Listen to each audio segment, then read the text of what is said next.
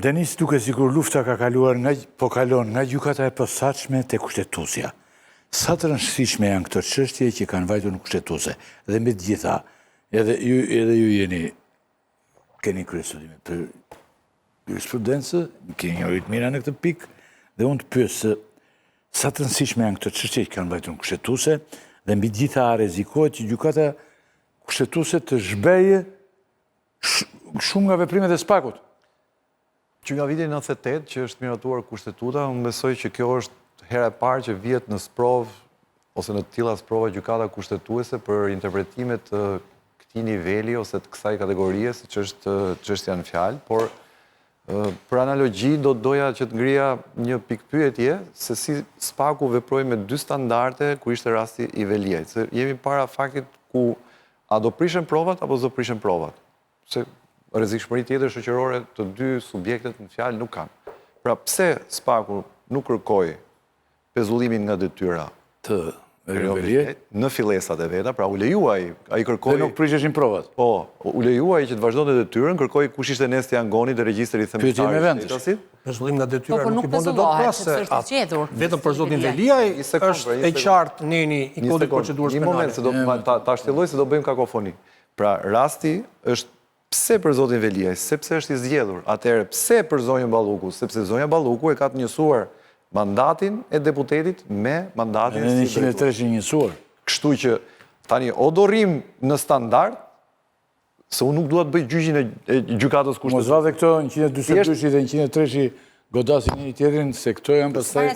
Prandaj pra po them që kjo është sprove e parë që vendoset kushtetuta bashkë me gjykatën kushtetuese në një ballafaqim me faktin, me precedentin. Kështu që në këtë kuptim unë prandaj ndërtova dy pyetje retorike për të dhënë kuptimin se si interpretohen me dy subjekte në format ndryshme e njëjta situatë nga pikpamja e reagimit SPAK-ut. Se SPAK-u, nëse do duhet të ishte adresuar siç do duhet të ishte adresuar, normalisht duhet shkonte në parlament, kërkonte mandatin në parlament dhe mbaronte kjo histori. Por SPAK-u ka adresuar gabim çështjen te një institucion emërtesë. Denis në rastin konkret imunitetin në parlament, kur vetë gjykata kushtetuese ja ka dhënë mundësinë ose më saktë ka konsideruar veprimin e SPAK për rastin e zotit Berisha legjitim. Po ta kishin njohur më mirë kushtetutën, pra po të ishin konsultuar më mirë me kushtetutën paraprakisht, cilat ishin afeksion, nga cila ando afektoi situata, pra kush godiste, çfarë pikë takoi, ku kishte kithët ose drejt për drejt, nuk do e kishin marrë këtë mas, ose e kanë ditë dhe kanë bërë qëllimisht.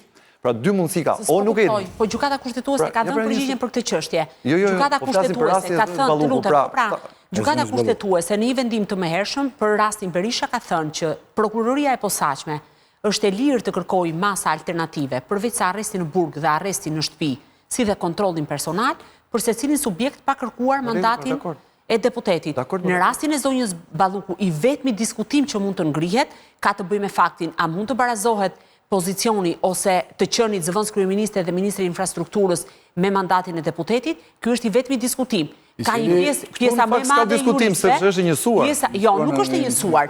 Sepse në këndvështrimin tim ka mbaruar juridik, po aq sa ju në këndvështrimin tim si e lexoj unë kushtetutën dhe ligjin se varet. Ndaj ka shkuar Klodi në gjykatën. Të presim vendimin e gjykatës kushtetuese Tela. Prandaj unë thash që shkoi gjykata. Jo ta bëjmë ne gjyqin, ju lutem. Të mos e bëjmë ne gjyqin. Në papërgjigjen e askujt. Jo të mos e bëjmë ne. Kjo çështja nuk ka ndarë vetëm opinionin. Kjo ka shkuar në gjykatën kushtetuese dhe ne të presim vendimin.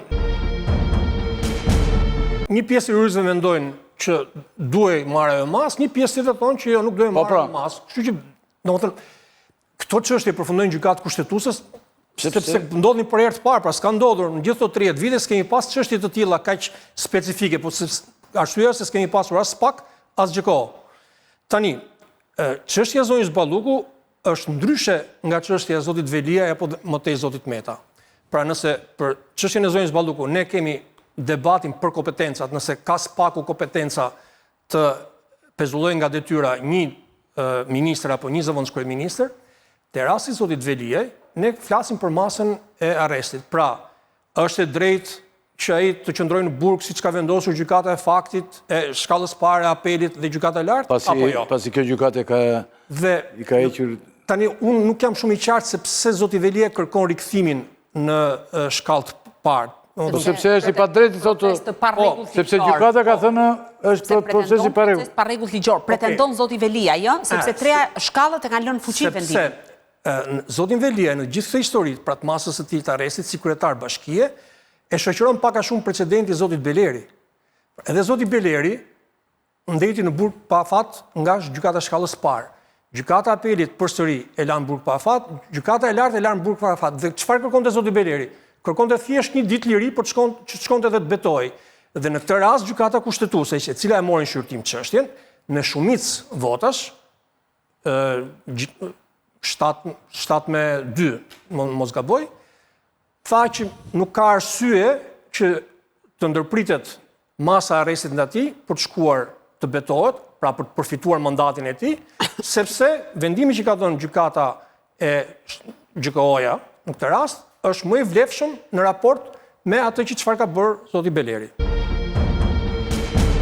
Në kohën kur ka ndodhur ky trafiku, ky ka qenë një operacionales që lidhet me faktin. Tani, nga sa lexojmë ne nga këtë komunikatën e SPAK-ut, bëhet fjalë për një operacion që ata e konsiderojnë të madh, sepse është prokuroria antimafia. Madh për nga numri i arrestimeve apo për nga fuqia e grupit kriminal që është goditur. Qartë. Dhe është në lojë pra Italia dhe Zvicra me këtë grup, është ajo linja e vjetër, linja e trafikut të narkotikëve që vjen nga Amerika Veriore, që vjen në Shqipëri, dhe me anë të kamionëve të mëdhenj futet në Europë, shitet andej dhe futet këtu përmes autobusëve të linjave paraja cash. Kjo është ajo linja që ata kanë shfrytzuar. Por kemi parasysh që janë 2 procedime penale që janë plotësuar, thotë, që në krye. Një i vitit 2019 dhe një i vitit 2024.